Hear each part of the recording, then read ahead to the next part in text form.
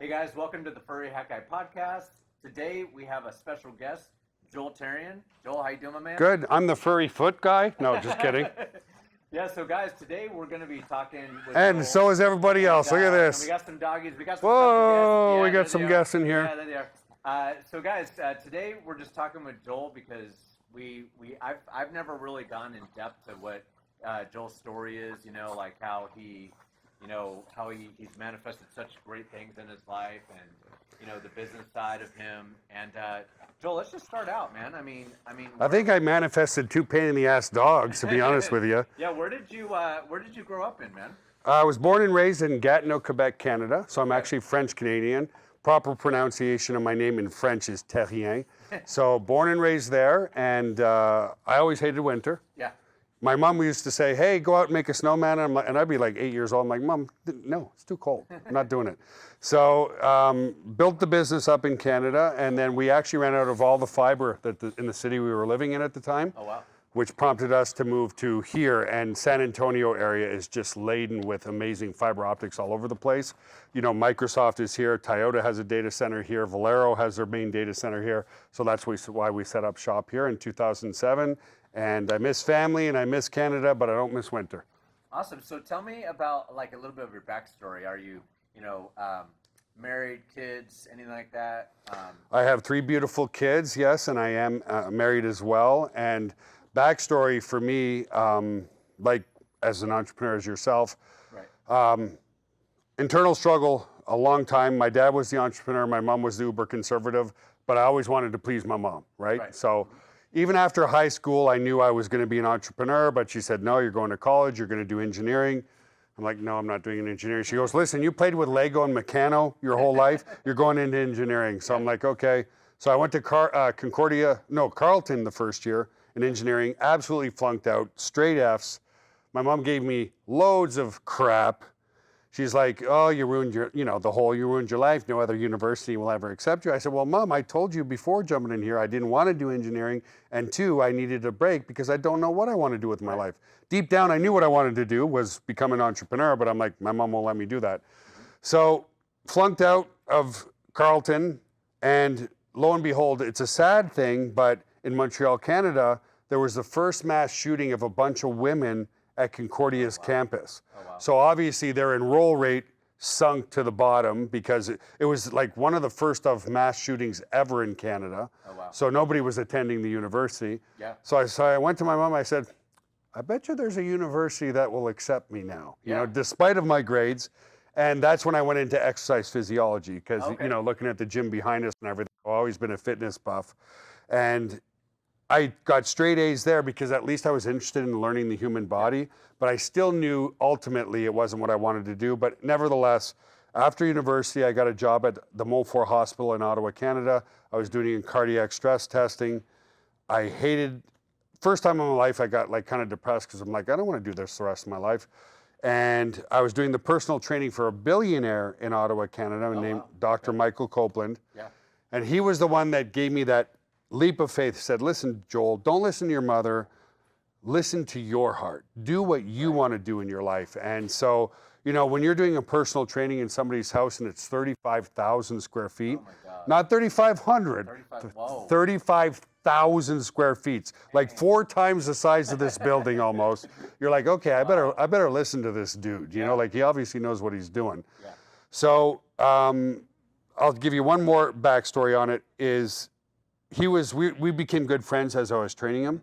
Yeah. And so I became a little brave, because when you're in front of a billionaire, you're kind of timid, awestruck, is he a friend? Is he not a friend? Is this a business relationship? So as we became more friends, he was complaining to me, this was back in 1998 or so, and keep in mind, this was like a $4 billion a year company at the time. So he was complaining, he's like, "Man, we're only doing like $5,000 a day online," which is good, but for a $4 billion company, it's peanuts, right? Of course. So I said, "Why don't you set up affiliate program?" Because I started, kind of dabbing in affiliate marketing even back then. And he's like, "What's that?" I'm like, give people a unique link, and if they send traffic and they buy one of the software products, give them a commission. He's like, "I love that idea." And he was a man of very few words. So I get a call. So I was training him that Friday. I get a call the next day, And he goes, I just talked to my board of directors, and they were a publicly traded company. He goes, can you come in Monday and talk to our board of directors all about doing this affiliate marketing? Yeah. And I felt my blood pressure go up. I felt my ears start to tingle. I'm like, because I'm like, what, 20 at the time? I really don't know that much You're not about 20 now? Almost. And I'm like, I don't know much about affiliate marketing. So I almost said no, but I'm like, Joel, don't destroy this chance for yourself. So scared shitless. I know you could probably beep that out on YouTube, but it was just the truth. So I went in Monday, and in Ottawa, they had this not a skyscraper, but it was a good 20 stories, filled with their staff, probably 8,000 employees in that one building. So we get to the penthouse, big, huge table, 25, 30 people there, and I'm pitching affiliate marketing. And they love the idea, but for whatever reason, they decided against it. But that was the day I got into my car and I'm like, this billionaire believes in me. I believe in me.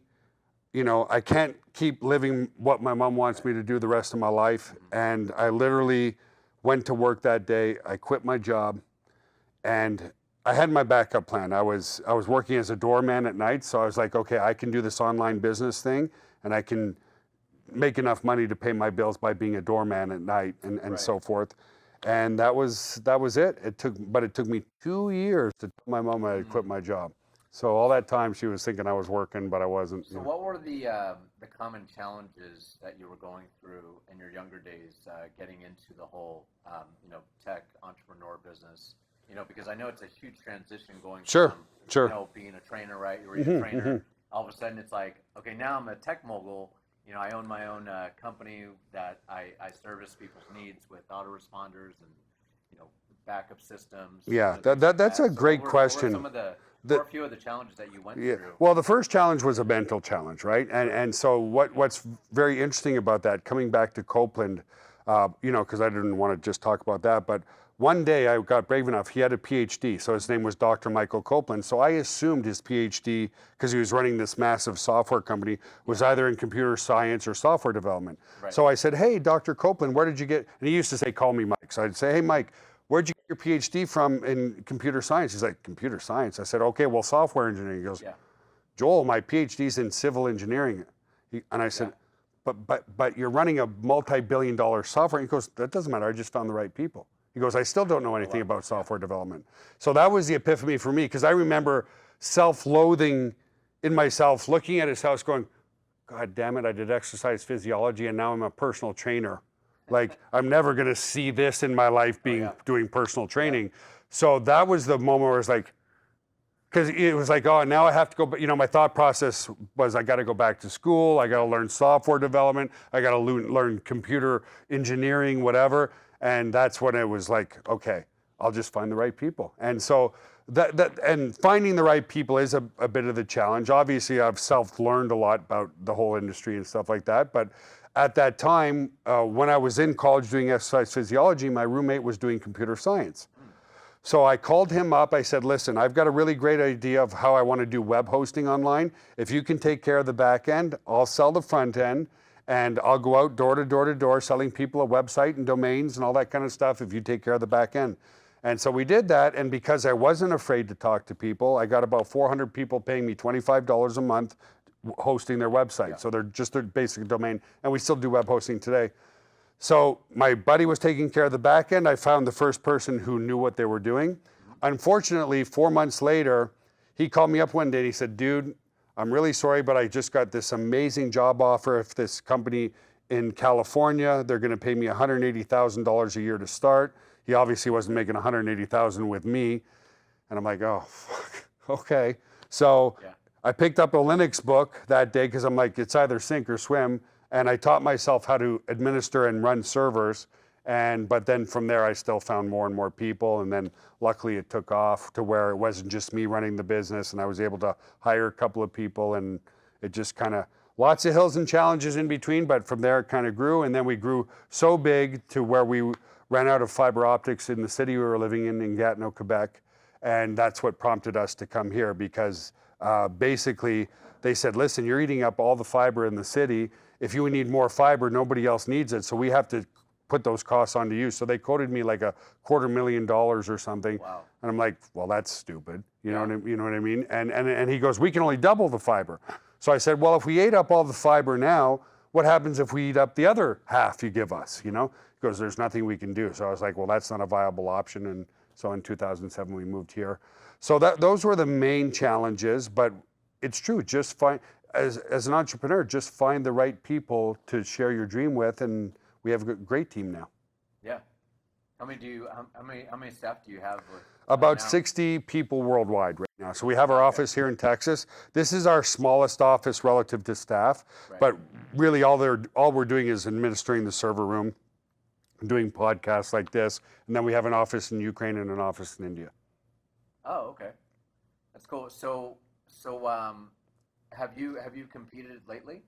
In bodybuilding? Yeah. Yeah, you know that's a true story, but yeah. So last time I competed, before competing recently, I was 23, 24, 25 in that range. So it's been 25 years, and when I was young, when my kids were babies, they would always come to the gym with me. So I created a positive anchor for them that, hey, spending time with mom and dad is gym time and stuff. So my kids, as a consequence, you know, fell in love with the fitness industry too. And my son did his first show at age 17. He came second. And then after that, he started the trash talk with me. It's like, oh, Dad, you're so fucking washed up, man. Like, you couldn't do anything now. You couldn't compete now. I'm like, all right, game on. So we did the Ronnie Coleman Classic together last August, and I won my division and he won his division. So that was really cool. That was a lot of fun. And then that inspired my wife. She's got a great physique, and I've been telling her for years, like, you should try it if you want to. And she's always looking at the top pros rather than like entry level. And so when we did the Ronnie Coleman Classic together, she saw the entry level women there, and she's like, not to be arrogant, but she's like, I think I could beat all those girls. And I'm like, yes, you can, you know? So that inspired her to go and compete. And I said, listen, if you want to go and compete now, then I'll stay on my diet and we'll do the San Antonio Classic together, husband and wife. And yeah, she won the overalls. I won my division again. I didn't win the overalls, but she won the overalls and she beat out like 140 women. So yeah, so that was a really nice positive reinforcement for her. And will I compete again after this? We'll see. I don't know. It's a lot of work. That diet, you know, getting down to 4% body fat isn't easy. But how do you find it now? Like, are you comfortable with sharing your age with the? Sure, I'm 50. Okay, yeah. 50. How do you find it now at 50, competing compared to when you were 23? Surprisingly, getting into top shape, you know, it's been a long time, but. Right. It wasn't that hard. The main things that I've had to adjust as I've aged is I just use much lighter weights in the gym. So 3 years ago, I was still training heavy, meaning like 4 to 5 rep range, you know, training with heavy weights. And I was actually in Rio de Janeiro, Brazil at the time, and I was just doing bicep curls, and I tore my bicep right off the bone. Man. Now, before that, I had knee injuries. You know, when you're younger, you get an injury, you're like, okay, in a month it'll be better, in a week it'll be better, in a day it'll be better. The first sign, I was 42 when I hurt my knee, and I'm like, okay, it'll be better and whatever. From like squats or something? Or? I don't remember what it was from, but and I think it was actually outside of the gym that caused I think I like tripped over a stair and caused the original injury.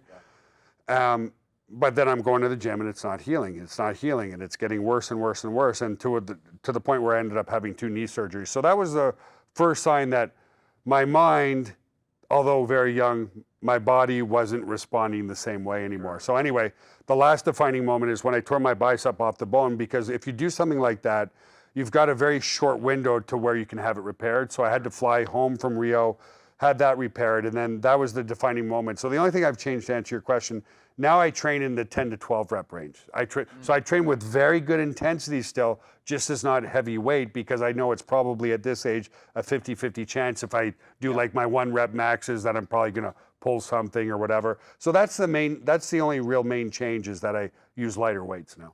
Now, when you do the 1 rep max, is that like a static thing? Because I've seen that like with Tony Robbins and things. Well, that's it. I don't do that anymore. Oh, No, that's what I'm saying. If I don't do my maxes anymore, because if I try to see what I can do for 1 set of bench, I've got a 50-50 chance of probably pulling my shoulder or whatever and stuff. So there are guys who power lift in their 50s. It's just that my body's told me that, hey, you can go and try it, but you're probably going to end up hurting yourself. And the thing is, now if I get an injury, instead of it being healed in a week, sometimes it takes months, Oh, wow. So now I just train lighter because it's frustrating. If I get an injury, I'm out of the gym completely for an X amount of time. So yeah, just lighter weights, but everything else has pretty much stayed the same. To stay lean at this age, I eat about 40% protein, 40% carbs, 20% fat, which is your kind of like your zone style diet. And I find that keeps me I'm probably about 8 or 9% body fat now. When I competed, I was down to 4%, but it keeps me that, when you get to 4% and you look at that body, most people go, oh, that's gross, because there's veins everywhere. There's no fat on your body. Right. So around 8 or 9% gives you that appealing beach body look, where you're lean, but you don't have veins popping everywhere and stuff. So right. That's how I keep lean now. And what a lot of people don't realize, getting to a certain body fat level is much, much harder than maintaining it after. So, oh, you got a text there, buddy. I don't know if you need to get that. So I hope that answers that question. Yeah. So I've tried, a lot of different diets here and there. The keto diet, the intermittent fasting, the carb cycling. What's your opinion on the keto diet? Because I know a lot of people these days are so all about the keto diet, and I think sure. We talked briefly about it at an event that we were at one time, and I said, yeah, we're trying the keto diet, and you're like, if you want to be depressed, go on that thing. I was like, well, yeah. What does that mean? So what people don't the main trick to the keto diet is there's two sources of energy that come from our food. There's carbohydrates, which break down to sugar, right. And then there's fats. So when you go on the ketogenic diet, you're basically eliminating all your carbohydrates. Yeah. So your body is forced. So the primary source of fuel by nature in the human body is first sugar. The secondary source of fuel is fat. Okay. So when you remove all the carbohydrates and sugar out of your diet, your body is forced to use fat as its primary source of fuel. Okay? So you become a fat burning machine on the ketogenic diet. Which is good, right? It is very good. Okay. And the other main thing that people don't realize, the main benefit, to lose weight, no matter what, it doesn't matter if you're on 100% protein, 100% fat, whatever, the main way to lose weight is you have to be in a caloric deficit. Right. You have to be eating less, you have to be burning more calories than you're eating, or it doesn't matter what diet you're on, you're not gonna lose weight, okay? What people don't realize, and what is the main magic of the ketogenic diet, is once you get into a state of ketosis. So once you don't have any carbs or sugar in your body for about 3 days, your body goes into ketosis. Right. And what ketosis is it's partially burned fatty acids. And what happens is, and it's really just a metabolic trick, is your brain, main source of fuel is sugar, right. And your brain can't actually run on fats, but it can run on ketones. So that's why it's a fight or flight response with your body. Your body thinks it's starving, which it is because you got no sugar in it. Yeah.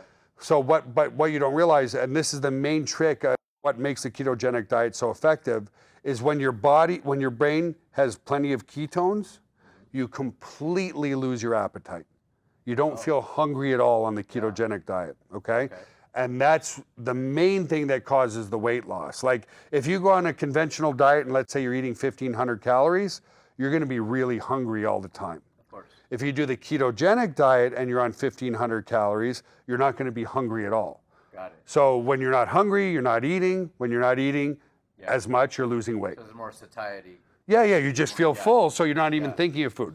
The downside to it is it's not a lifestyle, because the minute you put one shot of vodka into you, or you eat one banana, or you have one beer, you pull yourself out of ketosis. Oh, yeah. And then all of a sudden you're starving. Oh, of course. And that's why a lot of people get the rebound effect after coming off the ketogenic diet, is because their body starts craving carbohydrates like crazy, and they have a hard time, maintaining, you could easily, if you don't watch yourself, eat 8,000 calories after coming out of the ketogenic diet because you're constantly starving, right? And that's where that yo-yo effect comes and people tend to gain a lot of weight. So my favorite diet is to do moderate carbs, and then the key to there's another way of making yourself feel really full, is very, very high fiber. So we have some fiber products, because what there's fiber, but the way we've manufactured our fiber is when you take it, it actually expands. And for people who don't know, dietary fiber, we've all heard of fiber, is not digestible by the human body. So when it's not digestible, it's calorie neutral. It's just like drinking water. You can drink all the water in the world that you want. You're not going to gain weight because there's no calories in water. Yeah. And dietary fiber, what it does is in your system, it absorbs water, so it expands to 50 times its size. Oh, wow. So if you take a few fiber capsules, it expands to almost the full size of your stomach, and two things cause you to feel hungry: what's in your blood and what's in your stomach. So I just prefer to do a high fiber, moderate carbohydrate diet, and then that way I can still have my vodka. You know, I can still go and have a drink with you on the weekends. I can still have cheat meals, you know, and still maintain very low body fat. And the key to that part is just increasing your fiber, and then it ends up the same thing as the ketogenic diet, where with the high fiber, you're just simply not hungry. If you're not hungry, then you're going to be in a caloric deficit. You know, a trainer was telling me one time, he was like, Tom, the ketogenic diet is not like something that's going to be a lifestyle sustainable.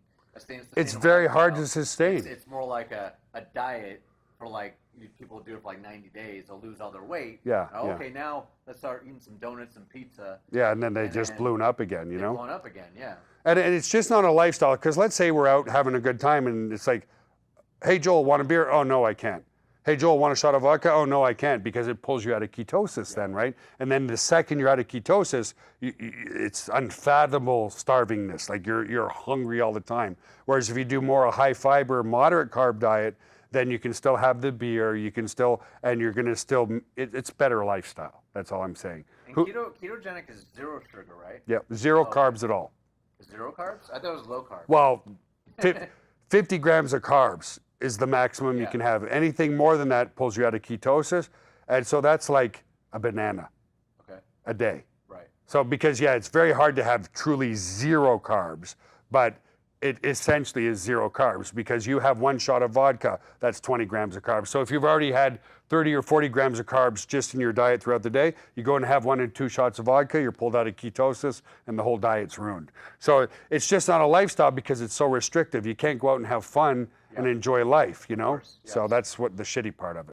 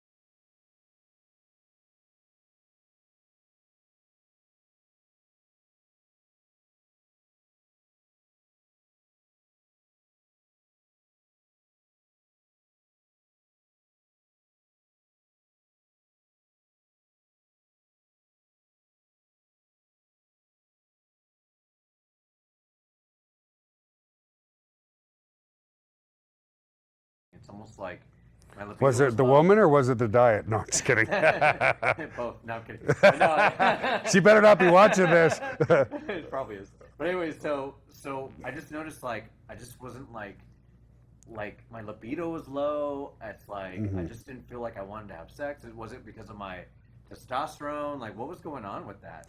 Being on a keto diet like that and that happening. Yeah. So if you come back to our nomadic days, which we were hunters and gatherers, right? Yeah. So sometimes, if there was nothing to get out there and eat, you would go sometimes days and days and days without food. Right. So when you go into a state of ketosis, it's a protective mechanism to give you as much energy as you can possibly get while technically starving to death. Right. Okay? So even though you feel really good, that's our biological pattern from God or whatever you want to call it, but it's giving us energy so that we could go out and find the food that we needed to find, okay? So really, ketogenic, from a biological perspective, shows that you're starving to death. Got it.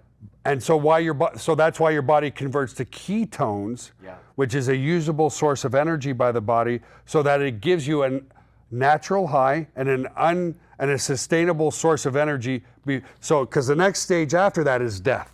Ah, got it. Okay? So when you're in ketosis, your body's in survival mode. And that survival mode is giving you a good sense of energy in your brain because your body can use ketones. And it's there because you need energy to go and find some animal and kill it and eat it. So that's why it's not an optimal place to be. It's effective for weight loss because you're not hungry and you have good energy, but it's not an optimal place to be. So, people who are on the ketogenic diet for months and months and months, you're going to affect other aspects of your body because you do have necessary other things you need to be putting in your body. So I wouldn't want to be having sex when I'm starving either. That's my point. Yeah, that would suck. So everything else does kind of suffer. It would suck literally. Yeah, it does suck. You want the girl sucking. Maybe you should be on the ketogenic diet. But yeah. Although things will probably go more like this, right? Yeah. So that's why, you feel good, but your body's in a state of starvation, so it's trying to protect itself in any way, shape, or form that it can. So there's no wonder that your vitality for everything else kind of goes down the toilet, Oh, of course. So let's shift back into more of like the tech side of what you do. And I noticed that you have something that you're working on. It's similar to creating like a cloud or something where we can put like our backup stuff like on there. So explain like what that's about. Sure. Well, I remember when I first started online sharing my beginning story, I didn't know what the hell I was doing. And we talked about the affiliate marketing side with Dr. Copeland at the beginning and stuff like that. So once I took that leap of faith and dove in, it took me 2 years to really understand the internet in any way, shape, or form. And once I started to see success, I was so elated because of 2 years of failure that I literally got on my hands and knees and I said, please God, if I can make this work, then let me set up an affiliate program where other people can thrive too. And so, ever since that day of quitting my job, every software product that we've created, I want to share the wealth with others. So we've always done all of our sales, whether it's our autoresponder or you're talking about Got Backup right now, or our conference room, or our web hosting or anything. We sell everything in an affiliate marketing fashion. And so we've had some of our affiliates literally make millions of dollars with us, which makes me feel really, really good. So the product that we just created now is similar to a Dropbox, but it's got even better features because it's just an automatic set and forget. You download it on your phone, you download it onto your computer, you set what you want to back up or store to the cloud, and then you never have to touch it again.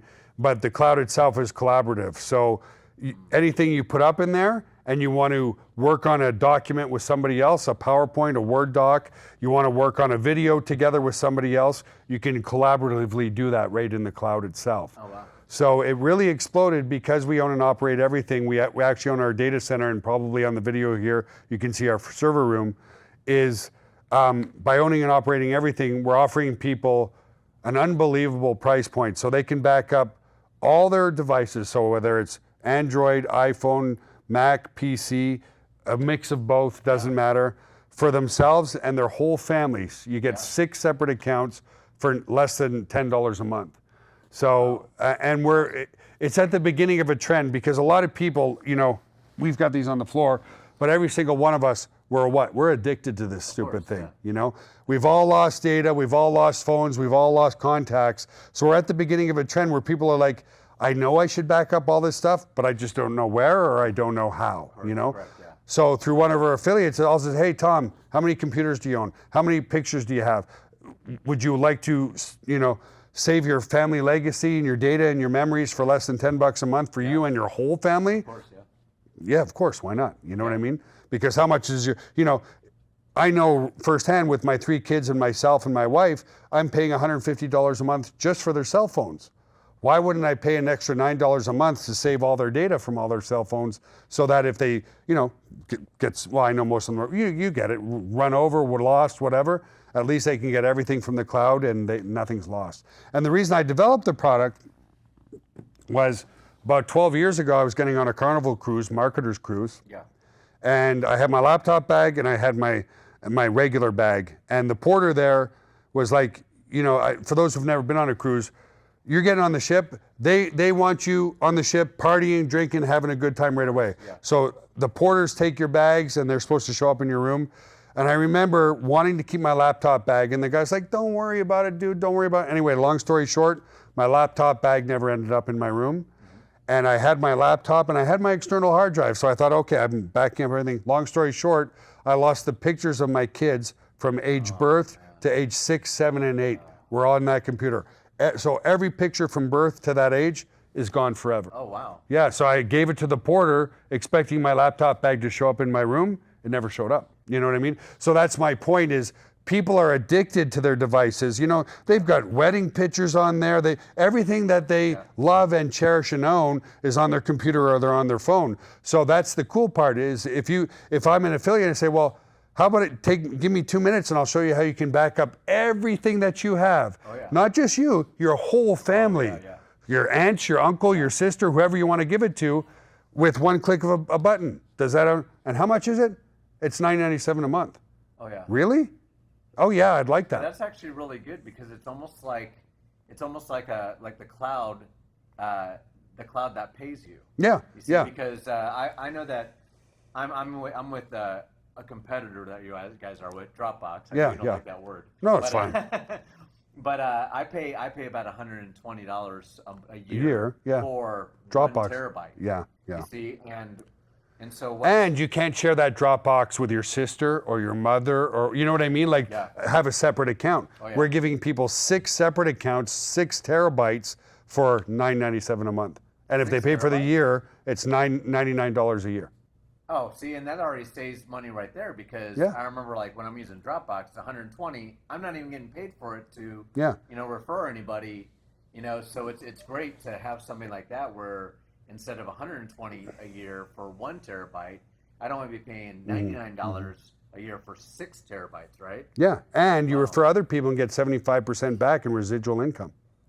Wow. So it's yeah, exactly. 75%? 75%. So how does that work? So is it almost like, say I refer Billy Bob, and Billy Bob comes, you know, he decides to pay the yearly for $99. Let's call him Billy Bob and Mary Sue. Right. So if Billy Bob decides he wants to do the program with me, how much would I get? So this is how it's split up, and I'll give you the videos that people can watch in case they're more interested. But if you refer somebody, you get 25% of theirs. So so you get that for life. Now let's say they refer people, okay, and let's say somebody that you referred makes $1,000, you get a 25% matching check. So if you referred me and I'm pushing it to people and I make $1,000, you make $250 just from my efforts. Oh, wow, okay. So you don't have to do a goddamn thing but refer me, and if I do well with it, and you can multiply that. So let's say there's 10 people like me that you referred, and you know there's $10,000, you're going to get $2,500 a month back. Okay, so that's how that works. And then we also have a compensation plan that goes multi-level. And here's the thing that I want people to understand.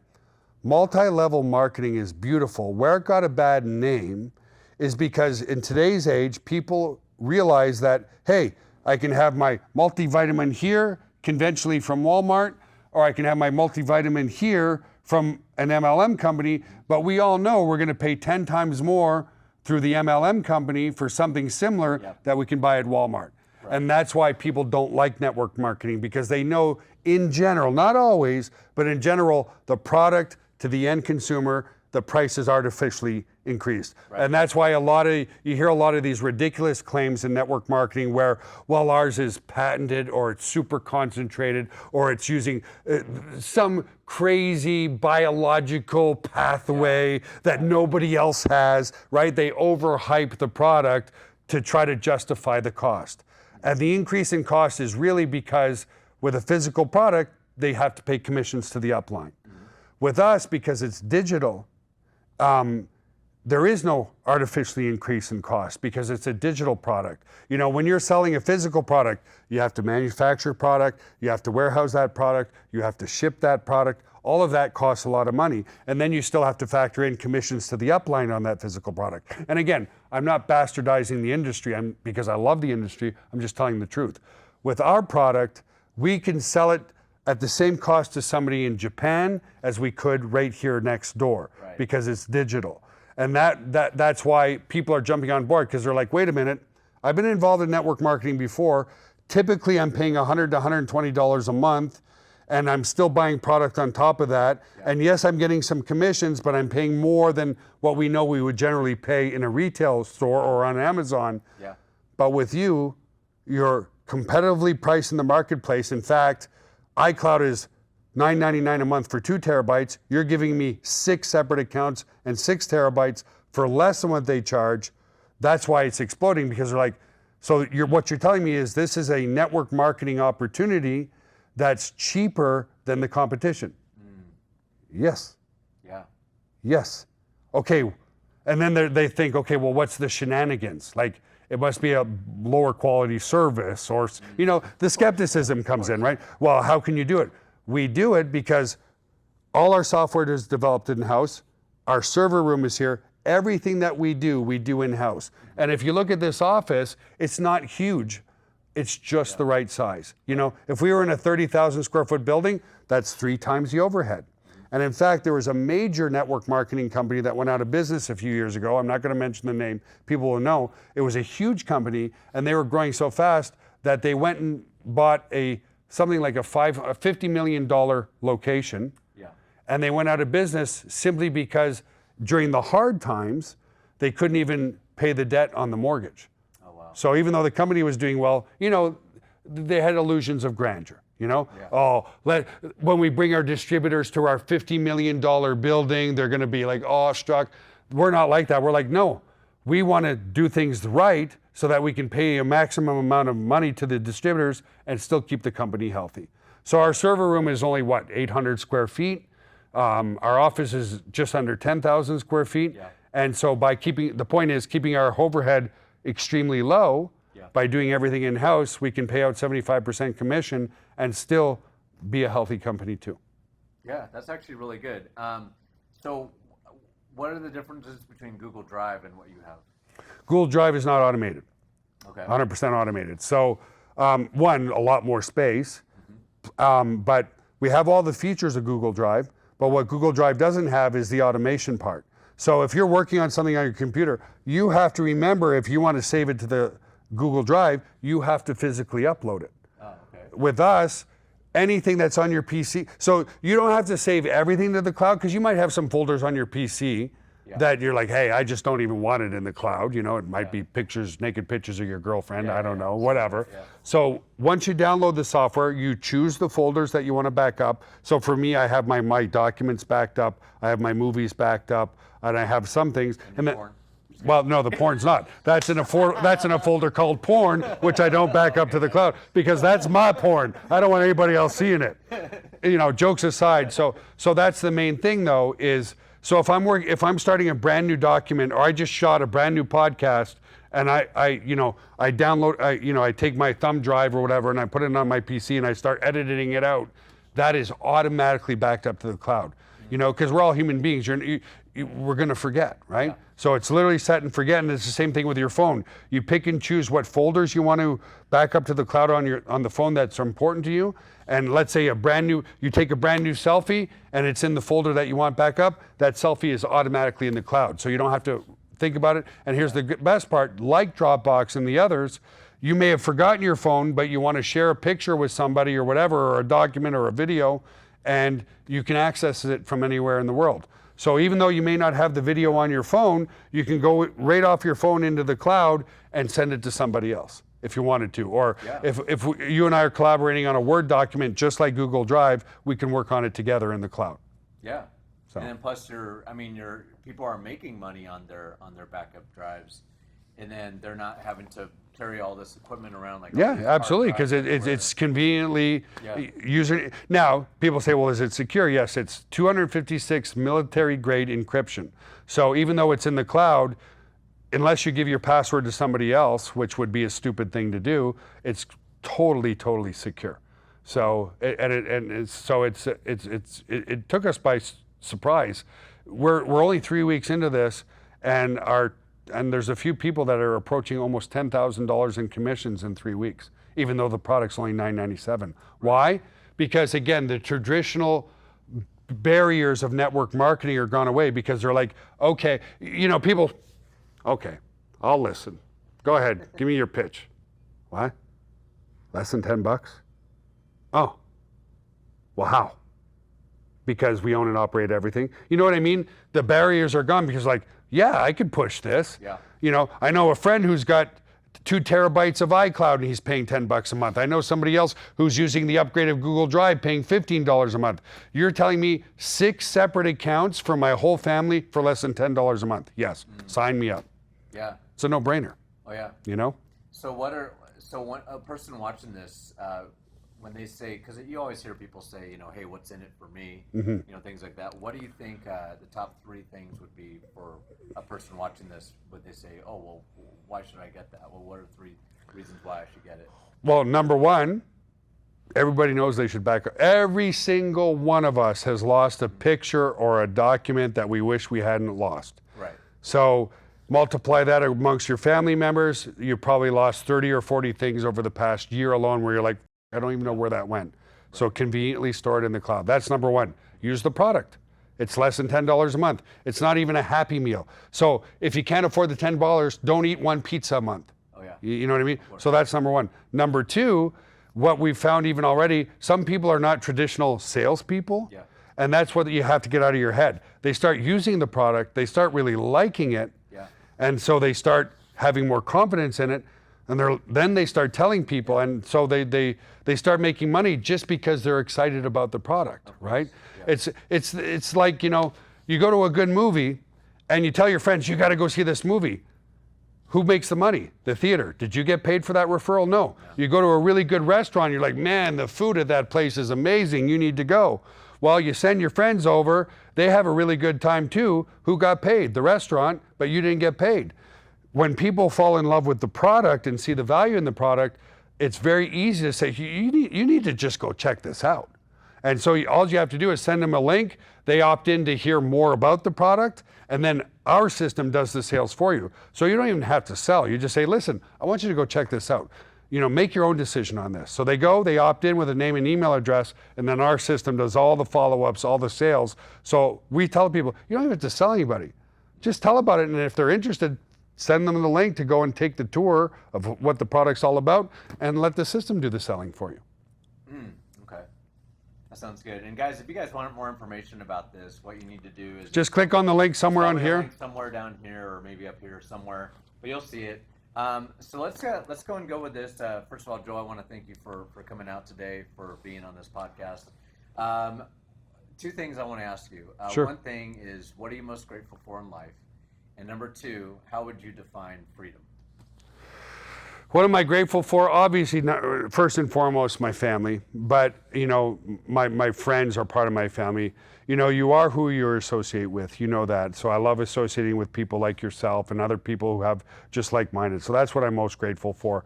I feel like I've been retired for 20 years because even though I work long hours, I love what I do. Every day is a Friday for me, you know? Doesn't matter. I've been blessed to travel to probably 50 different countries like you have. You know, we've both shared stories about Kiev. We've both shared stories about other places. So that's what I'm most grateful for.